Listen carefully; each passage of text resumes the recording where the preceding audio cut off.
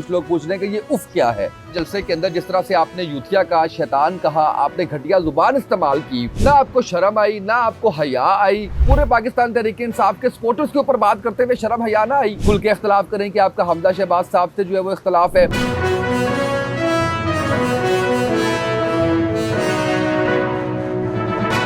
बिस्मिल्लाहिर्रहमानिर्रहीम, अस्सलाम वालेकुम नाज़रीन, मेरा नाम है उसामा तैयब। आप देख रहे हैं मेरा डिजिटल चैनल। आप फेसबुक, यूट्यूब और उसके साथ साथ ट्विटर के ऊपर जो है वो मुझे फॉलो कर सकते हैं उसामा तैयब के नाम से ही। उफ़ बहुत ज़्यादा इस वक्त ट्रेंडिंग में चल रहा है और कुछ लोग पूछ रहे हैं कि ये उफ़ क्या है। उफ़ की कहानी भी आपको बताते हैं, लेकिन उससे पहले मरियम नवाज़ साहिबा, आपसे कुछ सवालात है मेरे, और मैं आपसे जानना ये चाहता हूँ कि आप जब दूसरों को कहती हैं और आप एक इमेज बनाती हैं कि जनाब फ़लाँ तो बहुत ही ज़्यादा जो है वो बदतमीज़ है और उसने नस्ल ख़राब कर दी है, तो आपसे सवाल ये है कि आप क्या कर रही हैं। और आपको तो ये भी जो आपने कल कहा जलसे के अंदर, जिस तरह से आपने यूथिया कहा, शैतान कहा, आपने घटिया जुबान इस्तेमाल की, ना आपको शर्म आई ना आपको हया आई और ना ही आपको ये ख्याल आया कि आप वही पंजाब की बेटी हैं जिसके ऊपर आप कहती हैं कि जब आपको जवाब आते हैं खान साहब की तरफ से या उनकी पार्टी की तरफ से, तो फिर आप जो है वो औरत कार्ड और पंजाब कार्ड खेलना शुरू कर देती हैं और आप कहती हैं कि मैं औरत हूँ, मैं पंजाब की बेटी हूँ, मेरे ऊपर आपने ये बात कर दी। तो आज आपको पूरे पाकिस्तान तहरीक इंसाफ के सपोर्टर्स के ऊपर बात करते हुए शर्म हया ना आई। अच्छा, आपको तो ये भी नहीं कहा जा सकता कि अपने बाप से कुछ सीख लें। हम लोगों को कहते हैं ना कि अपने बाप को देख लो यार, उससे सीख लो, क्योंकि वही है ना आपके बाप जिन्होंने बेनज़ीर की तस्वीरें फिकवाई थी और उनके बारे में जो घटिया मवाद है वो हेलीकॉप्टर से जो है वो फिकवाया था। तो मेरा ख्याल है कि थोड़ी सी इसके ऊपर ना शर्म करें, थोड़ी सी हया करें इस चीज के ऊपर कि जिस तरीके से जो जुबान घटिया आप इस्तेमाल कर रही हैं, जो अल्फाज घटिया आप इस्तेमाल कर रही हैं, ये कभी आपने किसी खातून को इस तरह के अल्फाज इस्तेमाल करते हुए देखा आपने किसी जलसे के अंदर किसी भी पॉलिटिकल पार्टी की? और फिर जब आपको रिबटल आता है, आपके ऊपर बात की जाती है, तो उस वक्त फिर आप जो है वो शोर करती हैं, आप चीखती चलाती हैं और आप कहती हैं कि जनाब ये मेरे साथ तो बड़ा जुल्म हो गया, बड़ी ज्यादती होगी, मुझे खान साहब ने गाली नहीं दी, पंजाब की बेटी को गाली दी है, ये आप कहती हैं। अब जरा आ जाए वो उफ वाली कहानी पे कि वो उफ वाली कहानी क्या है। एक ट्वीट था और वो ट्वीट मैं आपके सामने रखता हूँ।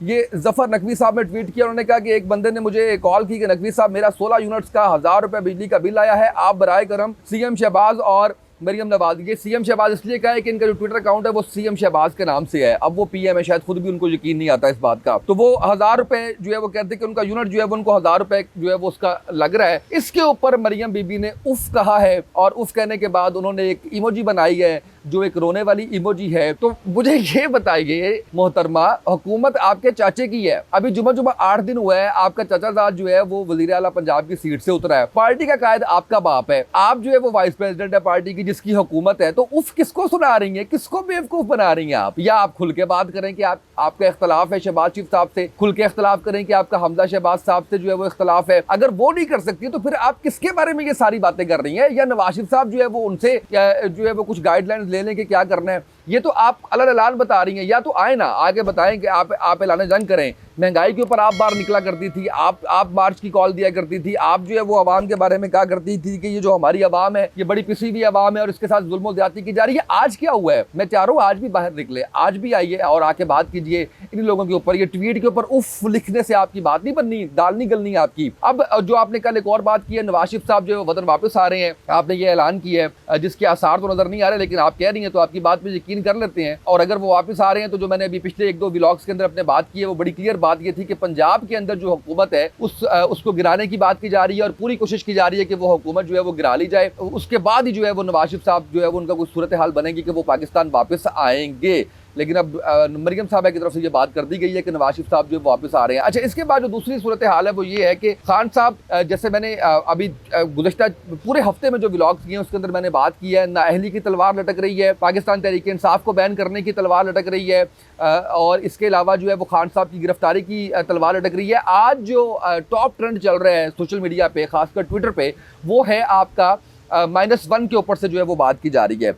ये जो -1 की बात है, इस पे नो -1 लिखा है इन्होंने पाकिस्तान तहरीक इंसाफ ने। तो ये इसके ऊपर खान साहब ने ट्वीट भी किया आपसे तकरीबन जो है वो 1 घंटा पहले, वो भी मैं आपके सामने रखता हूँ और उसमें जो है वो आपको अंदाजा होगा कि खान साहब का जो अगला है फेज़ वो क्या है। क्योंकि अभी जो फेज़ उन्होंने बताया है इमरान खान साहब ने, उन्होंने कहा कि फेज़ 1 का कल आखिरी जलसा होगा गुजरांवाला में और उसके बाद क्रिटिकल फेज़ जो है वो शुरू हो जाएगा। वो क्रिटिकल फेज़ जो है वो उसके अंदर कुछ फैसले भी काफ़ी बोल्ड नज़र आ रहे हैं मुझे कि वो बोल्ड फैसले होंगे। यानी मैं आपको ये पढ़ के सुना देता हूँ कि गुजरांवाला में कल हमारी हकीकी आज़ादी की तहरीक के हालिया मरहले का आखिरी इज्तिमा होगा। इस जलसे में मैं अपने अहम तरीन अगले मरहले का ऐलान करूंगा। इम्पोर्टेड सरकार प्लस उसके सरपरस्त इस हकीकत पर कौम निहायत साबित कदमी से पाकिस्तान तहरीक इंसाफ के साथ खड़ी है, बौखलाहट का शिकार है और मायूस कुन अंदाज में -1 की जानिब बढ़ रहे हैं। इस -1 को रिजेक्ट किया है पाकिस्तान तहरीक इंसाफ ने और इस वक्त काफी ज्यादा इसके ऊपर बात की जा रही है -1 पे। और पाकिस्तान तहरीक इंसाफ के जो फॉलोअर्स हैं उनको भी कहा जा रहा है कि कल के जलसे में शिरकत करें, क्योंकि अब आइंदा का लाया अमल इख्तियार करना है। जैसे जैसे दिन बढ़ते चले जा रहे हैं, खान साहब एक्सपेक्ट ये किए हुए थे,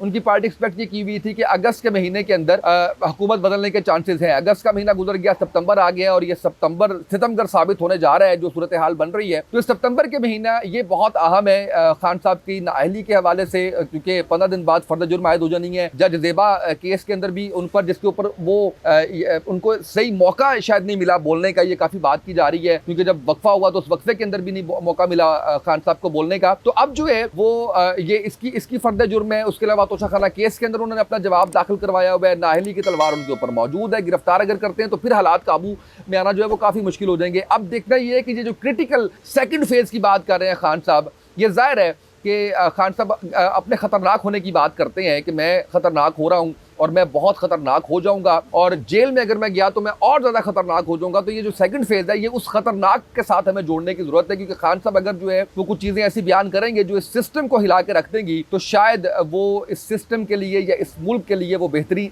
नहीं होगी। क्योंकि हमें अफ़वाम व तफ़हीम के साथ आगे बढ़ना चाहिए, ना कि हम जिस तरीके से इस वक्त हम जहाँ पे खड़े हुए हैं। क्योंकि अगर आप फ्लड विक्टिम्स की अगर आप बात करते हैं तो वो अभी बेसरो सरमानी के आलम में पड़े हुए हैं। वो मैं अभी सारा देख के आ रहा हूँ, इस वक्त भी मैं डीजी खान के अंदर मौजूद हूँ।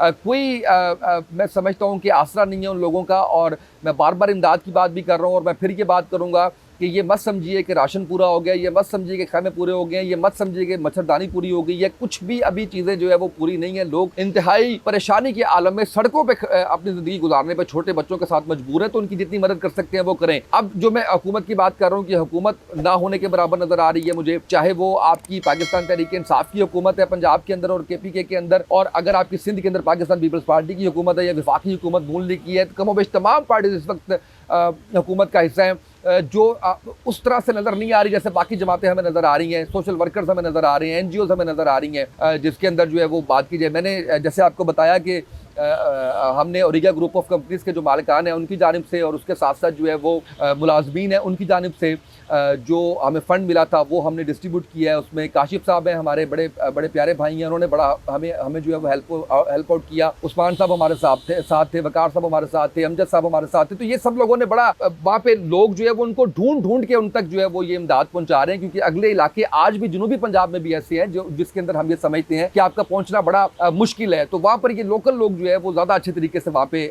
जा सकते हैं उन इलाकों के अंदर। तो हुकूमत जो है वो उसको अभी ये चीज़ देखनी है, उसके साथ साथ इकॉनमी देखनी है। अगर इकॉनमी जो है वो आपकी नहीं बचती, नहीं बेहतर होती, तो फिर मैं नहीं समझता कि ये पाकिस्तान जो है वो, जो हम तरक्की की बात करते हैं या बेरोज़गारी ख़त्म करने की बात करते हैं, तो ये आपसी लड़ाई ख़त्म होने की ज़रूरत है। और इस वक्त जो इलेक्शंस हैं वो बहुत ज़्यादा इंपॉर्टेंट है कि इलेक्शंस फौरी अनाउंस किए जाए ताकि स्टेबिलिटी आए हुकूमत की। जिसको भी मौका मिलता है, जो भी शफाफ इंतखाबात होने चाहिए, चाहे वो पाकिस्तान मुस्लिम लीग नून जो है वो उसकी जानिब से जो है वो उनको अगर मौका मिलता है, आवाम लेके आती है तो उनको मौका देना चाहिए। अगर पाकिस्तान तहरीक इंसाफ को आवाम लेके आती है, इलेक्ट करती है, तो उनको मौका मिलना चाहिए। लेकिन इलेक्शंस के अलावा हल नहीं। और कल मोस्ट प्रोबेबली इमरान खान साहब इलेक्शंस के हवाले से ही कोई अमल अपना बयान करेंगे। आज के इस व्लॉग से इतना ही, इजाज़त दीजिए, अल्लाह हाफ़िज़।